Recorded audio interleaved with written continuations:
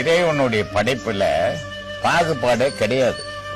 இறைவனுக்கு மனசு சம்பந்தப்பட்டவனே கிடையாது. இறைவன் ஆன்மா சம்பந்தப்பட்டவன். இறைவனுடைய படைப்பு ஆன்மா. அப்போ அந்த ஆன்மாவுல வேற்றுமையே கிடையாது, இன்ப துன்பமே கிடையாது, நல்லது கெட்டதே கிடையாது.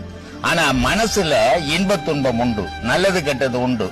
இதனால இந்த மனசுக்கும் இறைவனுக்கும் சம்பந்தம் கிடையாது, ஆன்மாக்கும் இறைவனுக்கும் சம்பந்தம். அப்போ இறைவன் படைப்பு சமமா தான் படைச்சான்.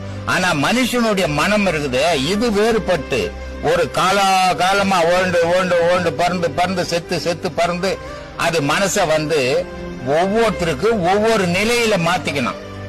இப்போ தன்னை பார்த்து வாழறோம் ஒருத்த உலகத்தை பார்த்து வாழறோம் ஒருத்த ஊரை பார்த்து வாழறோம் ஒருத்த அடுத்தவனை பார்த்து வாழறோம் இப்படி பல விதமான மனசு மாறி போய்